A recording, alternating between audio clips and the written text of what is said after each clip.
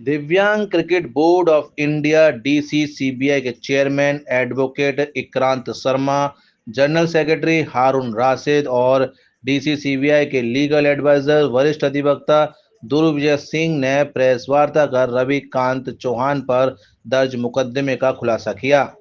डीसीसीबीआई के महासचिव ने बताया कि कड़ी मेहनत और प्रयासों से श्रीलंका, नेपाल, बांग्लादेश और पाकिस्तान में भारतीय दिव्यांग क्रिकेट टीम की स्थापना की है।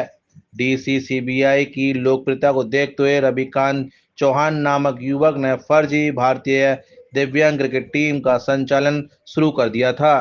कई बार सचेत और नोटिस के माध्यम से फर्जी संचालन को बंद करने की चेतावनी दी गई, लेकिन रविकांत चौहान ने एक न मानी और हार कर डीसीसीबीआई ने कोर्ट से न्याय की गुहार लगाई। अंततः सच्चाई की जीत हुई और न्यायालय ने फर्जी दिव्यांग क्रिकेट टीम के संचालक रविकांत चौहान के खिलाफ कानूनी कार्रवाई करने के आदेश जारी किए हैं। आज सिर्फ ये कहना चाहता हूँ मैं कि जो भी आज जो बैठक हुई, जो प्रेस कॉन्फ्रेंस हुई, उसमें यही था कि जो कोर्ट का आदेश हुआ, कोर्ट का निर्णय हुआ, जिसके बेसिस पे एफआईआर रजिस्टर्ड हुई रवि चौहान के खिलाफ, उसके लिए मैं कोर्ट का धन्यवाद दूंगा। और जो सबूत हुए और जो डॉक्यूमेंटेशन जो कोर्ट में रखे गए, उस आधार में ये प्रूव हो गया कि जो गोरख धंधा और जो फ्रॉड तरीके से जो एसोसिएशन बनाई उसने, और जिस फ्रॉड एसोसिएशन के बेसिस पे जो पैसा इकट्ठा किया, और जो पैसा इकट्ठा किया जो प्लेयर्स को लगना चाहिए था वो नहीं लगने के बावजूद उस पैसे का दुरुपयोग किया गया, और इस दुरुपयोग के साथ साथ इस क्रिकेट को बदनाम किया गया, उन प्लेयर्स के साथ विश्वासघात किया।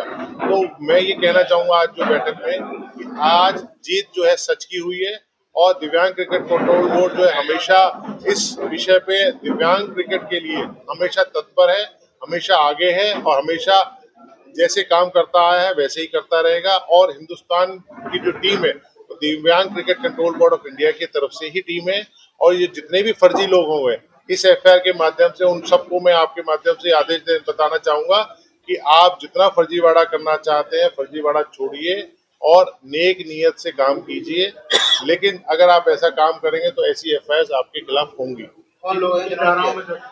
ये जिनके खिलाफ हुई है रवि चौहान, जो अपने आप को इस क्रिकेट का जन्मदाता बनाता है, जिसने एसोसिएशन जो है फेक कारण से एसोसिएशन बनाई कर्नाटका में, और कर्नाटका में 1980 के 1960 में एक्ट में, और उस एसोसिएशन के बाद उसने पैसा जो है अकाउंट खोला हरियाणा में, बल्लभगढ़ में, और उसका ऑफिस जो बनाया गया वो बनाया गया लखनऊ में, और कार्य क्षेत्र जो सिर्फ कर्नाटका तक सीमित था वहां से कर्नाटका से निकल के पूरे हिंदुस्तान में जो काम करने की कोशिश की, और काम करने की कोशिश नहीं की, सिर्फ इसका मेन मॉडस ऑपरेंडी थी पैसा कमाना, पैसा इकट्ठा करना। और जब अकाउंट जो खोला गया वो हरियाणा में खोला गया बहादुरगढ़ में, उस अकाउंट में 2 करोड़ से ऊपर का जो पैसा इकट्ठा किया गया, और जो इंग्लैंड में जो टीम गई उसमें 16 प्लेयर्स गए, लेकिन 28 ऑफिशियल्स जो है वो गए। तो ये साफ जतलाता है कि इसने पूरा जो है धोखा दिया सबको, जिसकी संज्ञान कोर्ट ने ली। मैटर जो है इस समय सब जुडाइस है कोर्ट में।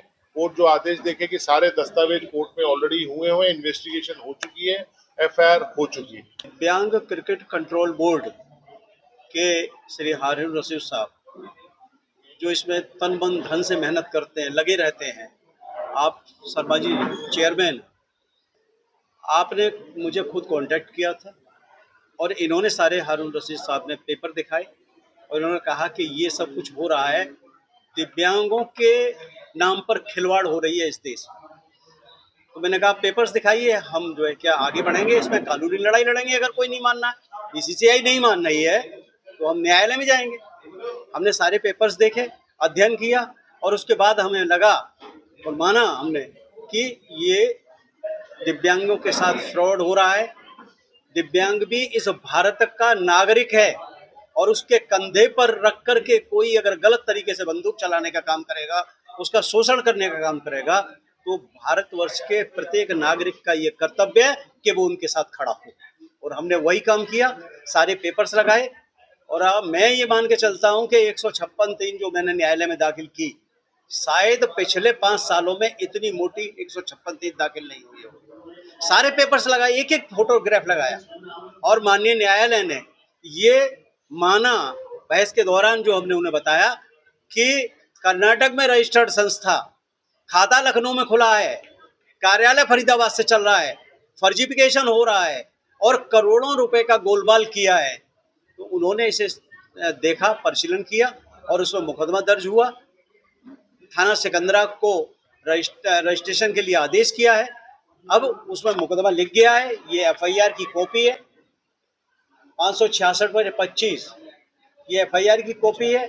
सारी धाराएं हैं इसमें जो आजीवन कारावास की श्रेणी में जाती है।